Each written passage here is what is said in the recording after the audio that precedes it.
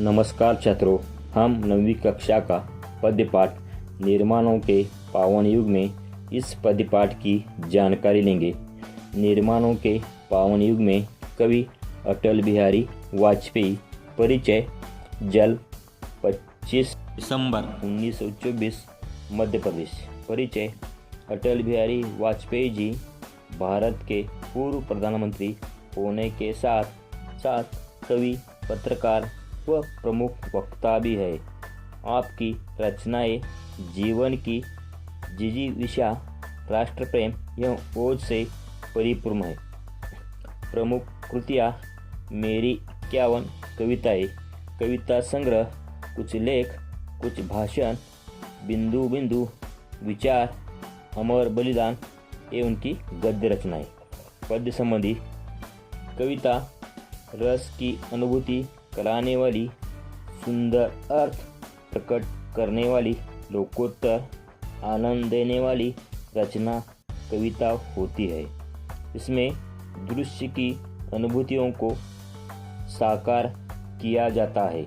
इस कविता में वाजपेयी जी ने नूतन अनुसंधान, संस्कृति के सम्मान, जगत का कल्याण, उत्थान करने के साथ ही साथ चरित्र निर्माण करने को विशेष महत्व प्रदान किया है।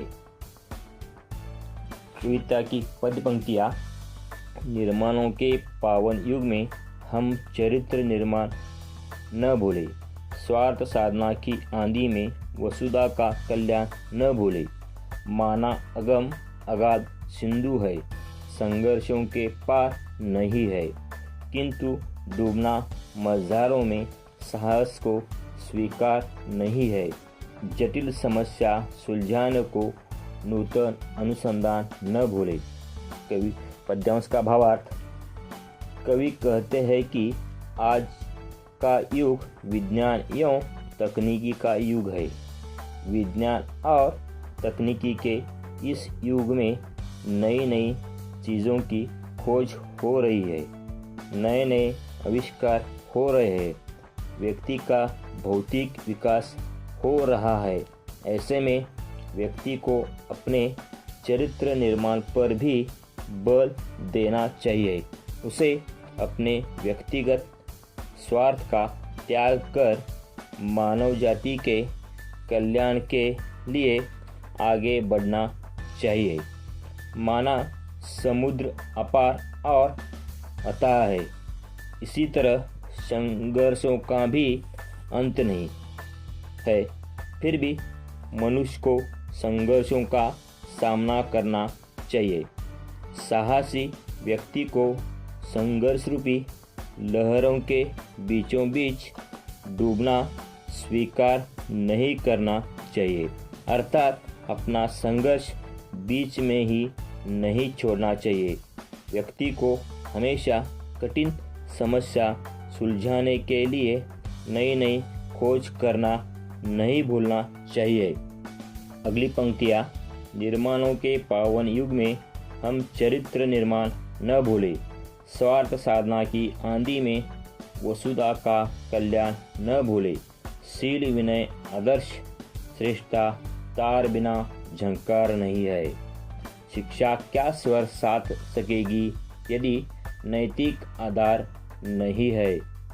कीर्ति कौमुदी की गरिमा में संस्कृति का सम्मान न भूले। इसका भावार्थ: कवि कहते हैं जिस प्रकार तार के बिना झंकार सुनाई नहीं देती, उसी प्रकार शील, विनय, आदर्श व श्रेष्ठता के बिना मनुष्य का चरित्र उज्ज्वल नहीं बन सकता।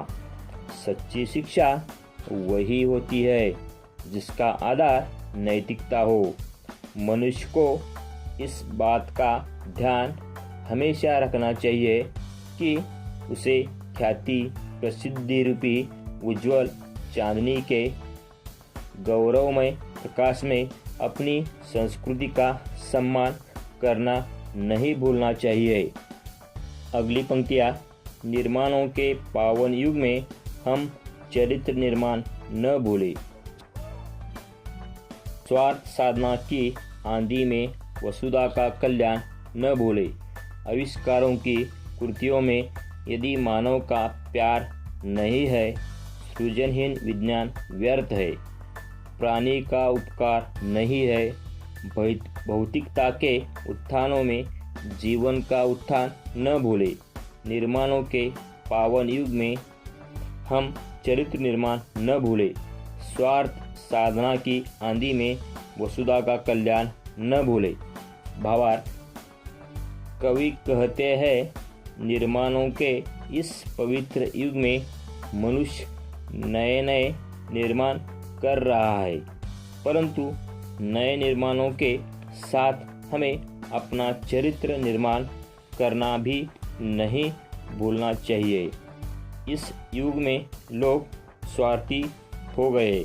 अपनी हित साधना की आंधी में हमें संसार के कल्याण की बात नहीं भूलना चाहिए। भले ही मनुष्य नए नए आविष्कार कर रहा हो, पर यदि उस आविष्कार में मानवता की भावना नहीं है, शांति की कामना नहीं है, प्राणी मात्रा पर उपकार करने का भाव नहीं है, तो सृजनहीन विज्ञान यानी आविष्कार व्यर्थ है। मनुष्य को सांसारिक उन्नति के साथ ही अपने जीवन के उत्थान के बारे में नहीं भूलना चाहिए। जीवन की उन्नति तभी संभव है जब मनुष्य के हृदय में प्रेम, मानवता, नैतिकता व शांति का सृजन होगा। हमें अपनी स्वार्थ साधना की आंधी में संसार के कल्याण की बात नहीं भूलना चाहिए। प्रस्तुत कविता में कवि ने कहा है कि हमें इस विकास काल में भी नए नए अनुसंधान करने, अपनी संस्कृति का सम्मान करने तथा जगत का कल्याण करने के साथ साथ अपने चरित्र का निर्माण करने की बात कभी नहीं भूलना चाहिए। धन्यवाद।